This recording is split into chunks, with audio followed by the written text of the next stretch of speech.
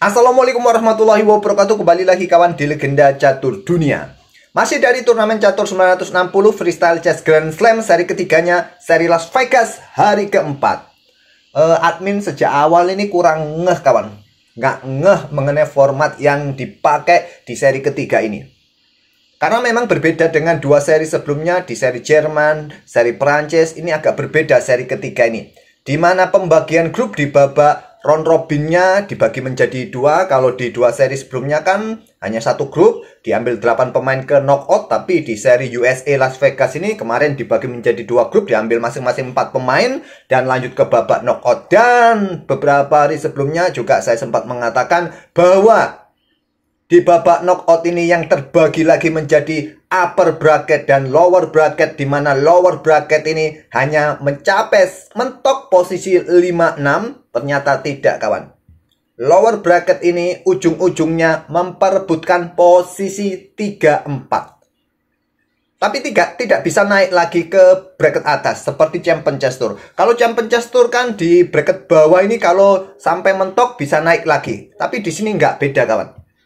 Ya, upper bracket sudah diisi oleh dua nama di final nanti antara Levon Aronian dan Hans-Timo Moltke untuk besok kawan. Nah, di hari ini tadi dini hari kawan, jadwalnya memainkan bracket bawah semifinal, partainya Wesley So ketemu Nakamura, Praggnanandhaa ketemu Magnus Carlsen.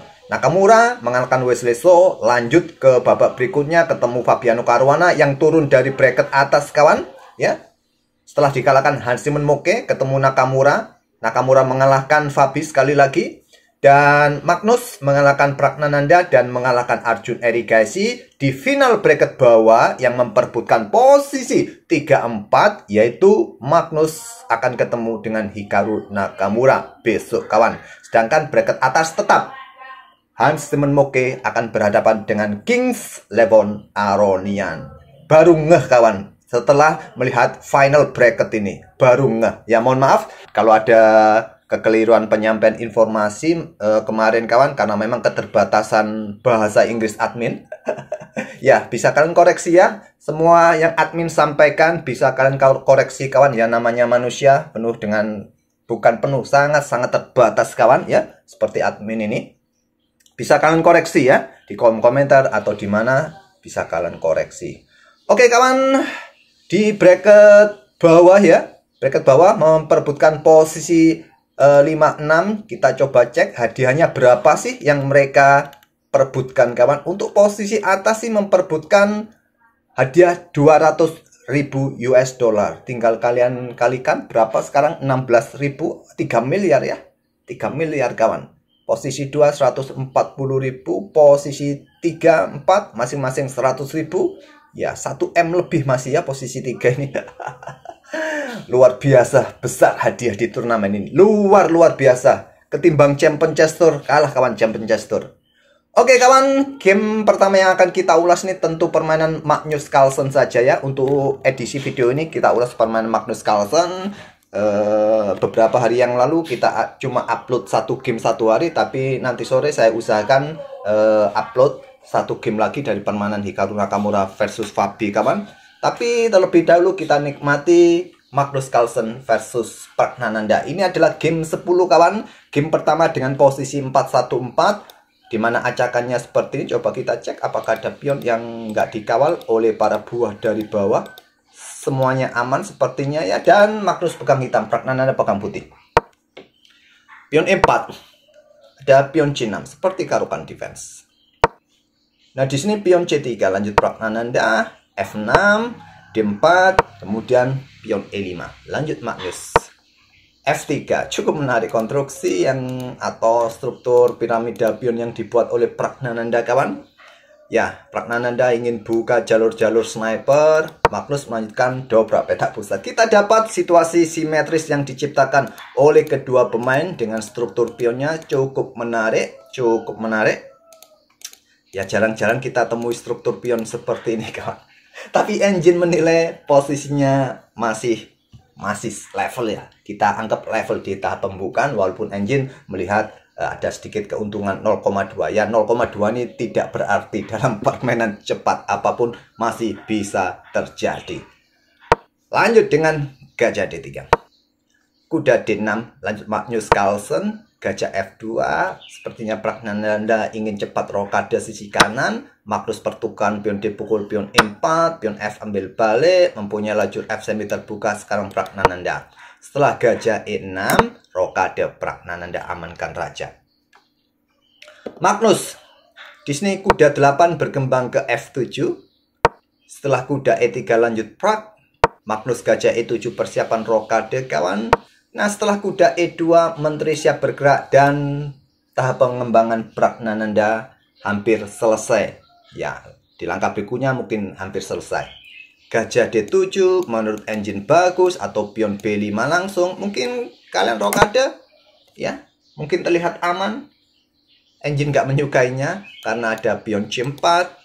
Oleh karena itu, pion B5 ini juga salah satu langkah kuat.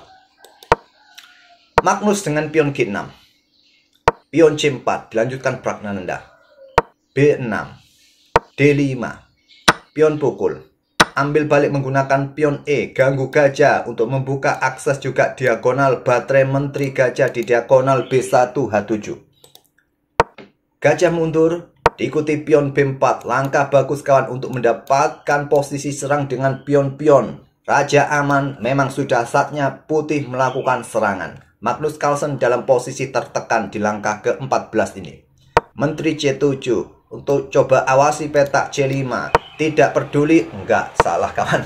Ternyata benteng C1 di sini kawan yang kuat untuk dukungan lajur C terlebih dahulu.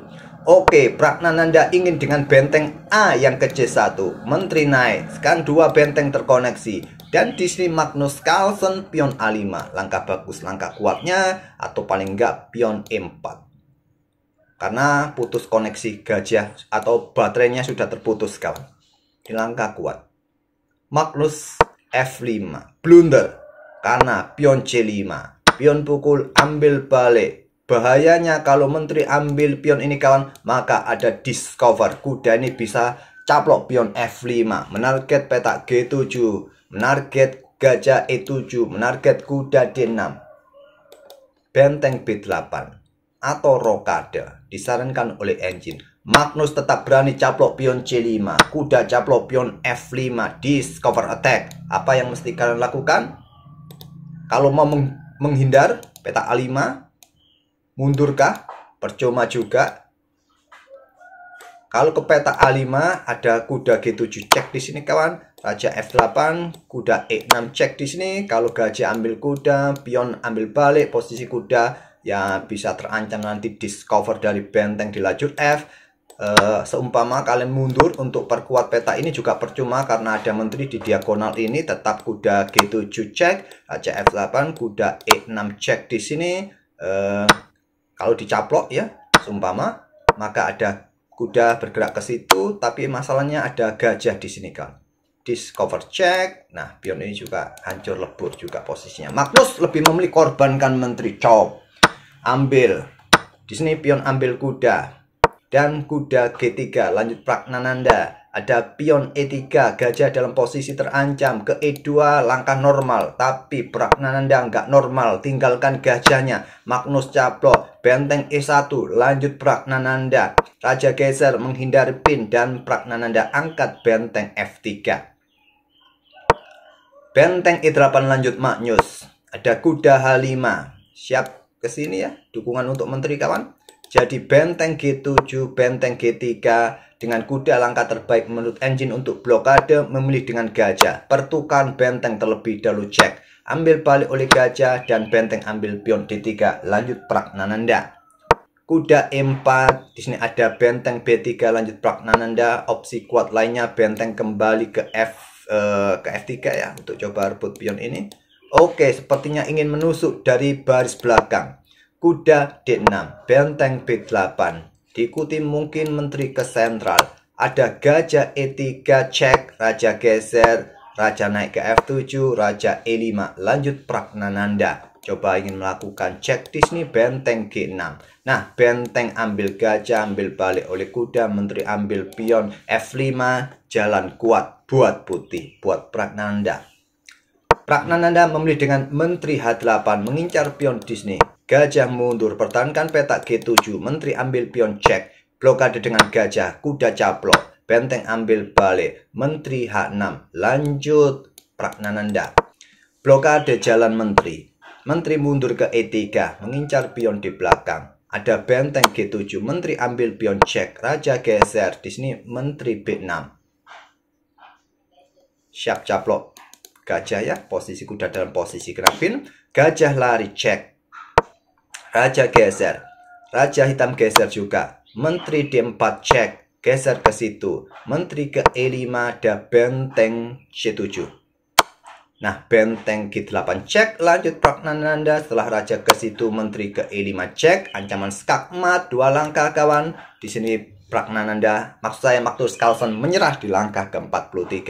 Kalau ke situ ancaman skakmat 1 langkah, kalau ke sini skak, ke sini diikuti menteri ke sini bisa skakmat.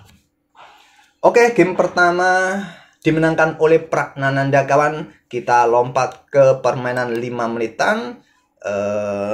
Ini adalah game keempat atau game kedua 5 menitan. Nomor acakannya lupa admin tadi berapa? 313 kalau nggak salah, 313. Oke, acakannya seperti ini. Kita bisa lihat pion A nggak dikawal ya oleh perwira. Adakah pion yang lain? Saya rasa cuma 1 pion A ini saja. Magnus pegang putih. G3 buka diagonal untuk menteri. B5 juga buka diagonal buat gajah terang di diagonal panjang. Magnus lanjutkan F4, gajah B7. E4 blokade ancaman di diagonal terang panjang. Nah, pion C5 lanjut Pragnananda. Berikan tempat buat kuda, buat gajah keluar. Ada pion D3 lanjut Magnus, gajah B6. Setelah menteri G2, kalau engine menyukai gajah ini kawan ke peta F3. Ya, nanti kuda opsinya berkembang ke sini tanpa blokade jalur gajah. Oke, dengan menteri G2 saja. F5 yang disarankan oleh engine paling kuat atau paling enggak dengan pion G6 buka diagonal buat menteri. Prak memilih dengan pengembangan kuda C7.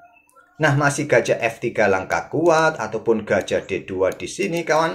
Magnus dengan kuda F3, kuda H6, F5 ini juga kuat, memilih dengan pion H5. Magnus menteri E2, gajah D2 tadi yang kuat. Pion D5 tantang Prak. Magnus lanjutkan pengembangan kuda B3. Di tahap pembukaan kita dapat langkah-langkah yang nggak presisi, harap normal seperti kalian kalau di turnamen catur 960 hari Rabu kemarin lusa. Maklum kawan, permainan catur 960 ini memang sulit-sulit sekali di tahap pembukaan, apalagi dengan kontrol waktu cepat. Nah, pion pukul pion, bel balik oleh Magnus, setelah pion C4, kuda D4, dan pion H4. Lanjut Pragnananda buat langkah pengorbanan pion. Ditolak Magnus, kenapa ditolak? Kenapa ditolak? Kenapa nggak dicop? Dengan kuda lepas ya kontrol pada kuda di sini. Dengan pion di sini, ya rusak struktur pion. Rusak, terpecah. Ditolak saja oleh Magnus dengan pion C3 untuk backup kuda di D4, baru ambil pion yang di sini. Nah, pion H pukul pion G3 didahului oleh Pragnananda, ambil balik menteri H3, lanjut Pragnananda. Kuda F5, jaga pionnya. Sepertinya engine gak menyukainya. Benteng G1 kalau ingin melindungi pion. Oke, dengan kuda F5 pilihan Magnus Carlsen. Pion G6, kuda G5 terlebih dahulu untuk usir menteri kawan sebelum pindahkan kuda. Ups, sorry, salah klik. Nah, di sini menteri mundur kembali ke H8, kuda ke H5, langkah kuat, memilih kembali petak D4, kemudian di sini F6, usir kuda. Melompat nanti ke petak E6. Tapi Pragnananda memilih rokade panjang kawan. Oke, terlihat cukup normal, gajah E3. Kemudian melanjutkan pengembangan kuda F6 langkah kuat, memilih dengan pion E5. Magnus menerima, diambil balik oleh menteri. Jalur F terbuka, kuda caplok pion F7. Kemudian harusnya disikat menurut engine bagus karena benteng ini dalam posisi terancam. Dan garbuannya memilih menteri ambil pion G3 cek. Terlihat cukup normal tempo, tapi ada gajah F2 blokade ancam menteri, tetap benteng jatuh. Nah, Menteri H2, kuda caplok benteng, ambil balik oleh raja, kuda dikorbankan sementara, kuda E6 cek, garbuan lagi pada benteng, Pragnananda menyerah. Kalau diambil di sini maka gajah pukul gajah cek dan menteri jatuh. Dan dengan kemenangan ini Magnus Carlsen lolos ke babak berikutnya dan menghadapi Arjun dan mengalahkan Arjun. Magnus akan bertemu di final bracket bawah dengan Hikaru Nakamura besok. Oke, itulah 2 game permainan Magnus Carlsen kawan menghadapi Pragnananda. Semoga bisa menghibur kalian. Sekali lagi ya, mohon maaf jika ada kekeliruan penyampaian informasi, kalian bisa koreksi kawan ya. Oke, sekali lagi terima kasih kawan. Wassalamualaikum warahmatullahi wabarakatuh.